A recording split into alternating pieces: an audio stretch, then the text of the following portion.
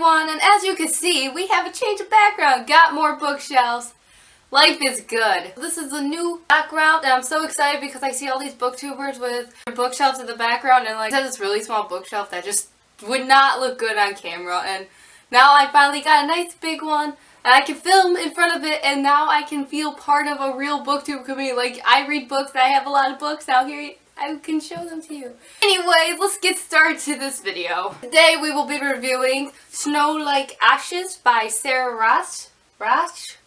I'm sorry, I can't pronounce the name. Please forgive me. Please forgive me. I suck at pronunciation. So we're introduced to this book. I like this book. It was a slow read for me, but that was more just because it wasn't so much I was in a reading slump. It's just I'm home now for a while, so you know when you're kind of go back home for a while after you've been away for so long, your main goal isn't really reading or doing what you used to do. It's more like I want to do all the stuff I can do. Like I want to go play my guitar. Like I can't play my guitar at college, and now I can play my guitar. Or I could draw, or I could go visit friends. Like, I could do so much now, and then just reading kind of just fell to the wayside. So I enjoyed this book. I wasn't like, I can't put it down, just more it was my fault than the author's fault. It was more my fault because I just could not sit down and focus on it.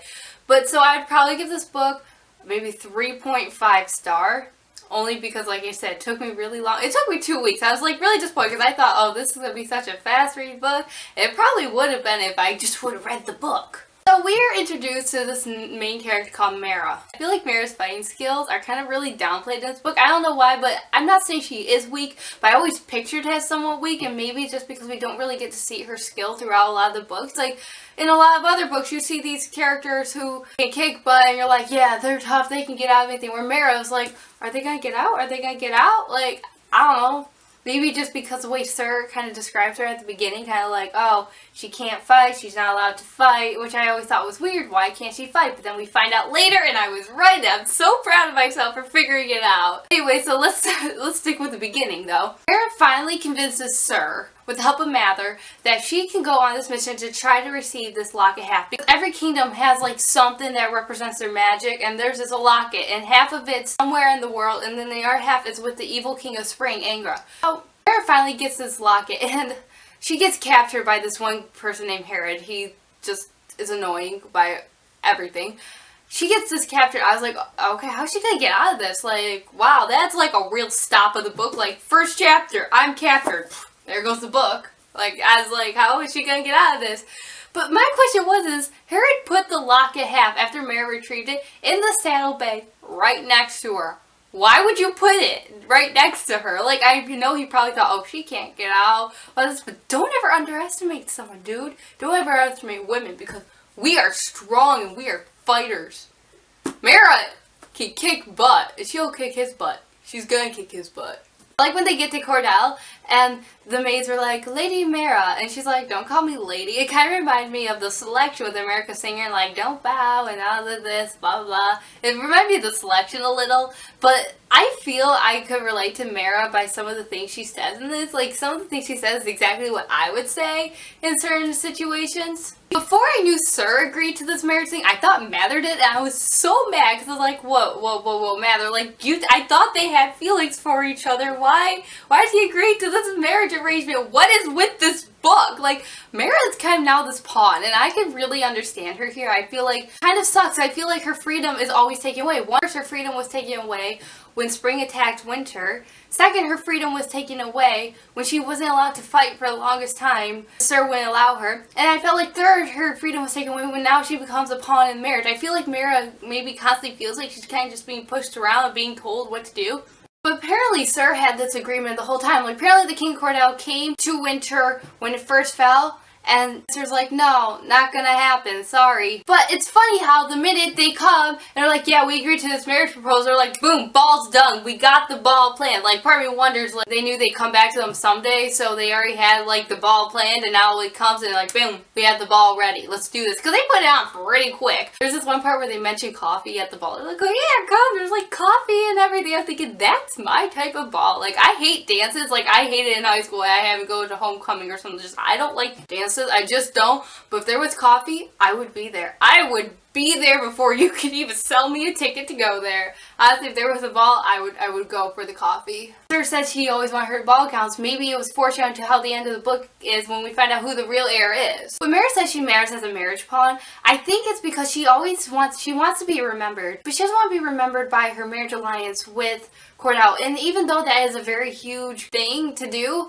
because Winters kind of has no one, and if they married with Cordell, then Cordell has much more numbers and can be able to combine with Winter and possibly defeat Spring. So she would matter in that way. But the only problem is she doesn't want that. She doesn't want to just sit back and let other people fight for her. She wants to be in the fight. She doesn't want people to look back one day in history books and be like, there was once a girl named Mara and she agreed to a marriage alliance and that's why we are safe. She wants to be like, there was a girl once named Mara who fought and was able to retrieve the lock and defeat the King of Spring, and that's why she remembers her. She doesn't want just to be some pawn like, oh, we're going to place you here and here and here, because I feel like Mara never has her freedom. Like, she lost her freedom when Spring invaded Winter. She lost her freedom when Sir would not let her go on any missions, and she loses her freedom now in this marriage. And so I think Mara, she just wants more. She wants adventure in the great wide somewhere. She wants it more than she could tell. And for once it might be grand to have someone understand that she wants so much more than they've got planned. You're welcome. I always link music with books. Don't know why. So yes, she wants to be remembered for her brave acts, not why a season and rhythm are in line together, but by what she did. At one point, Mara's getting these visions from Hannah, and she mentions something really interesting, saying how anger has not aged. Everyone else has aged, but not anger. So part of me wonders, probably his magic that's probably keeping him really young, but when the staff broke and the magic went into him, he's obviously, we can tell right now, he's not dead. Like, the author just would not kill off a big villain just like that in the first book. But part of me wonders now, when this magic went into him, now is he even going to be more defeatable? Because probably if the staff could have just been taken and hidden, he would have been powerless and easily defeated. But now that the magic is in him, it's going to be harder to defeat him. And I feel like Mara's going to end up defeating him in the end. I feel like she's going to possess some huge magic power and she's going to be able to defeat him. That's how I think the series is going to end. And I also think she's gonna marry Mather. I think she is. That's another, I call it, that's my prediction. She's gonna marry Mather. Halfway through the book, I started to get the feeling that Mare was really the heir. I was surprised that Mather was Sir's son. I wasn't expecting that, but I thought like maybe they were like twins or something like that. But I had a feeling Mare was the heir just because of the way she possessed magic and everything. They usually say only the royalty can have it. And like I said, I'm really good at guessing how books end, so I was kind of guessing that. And I also guessed right when I knew Sir didn't die. Like at first when Sir died, I was like, no, he can't die. But then, like I said, every time a character I like dies, I go through this denial stage where no, they're not really dead. They're still alive. They're gonna come back.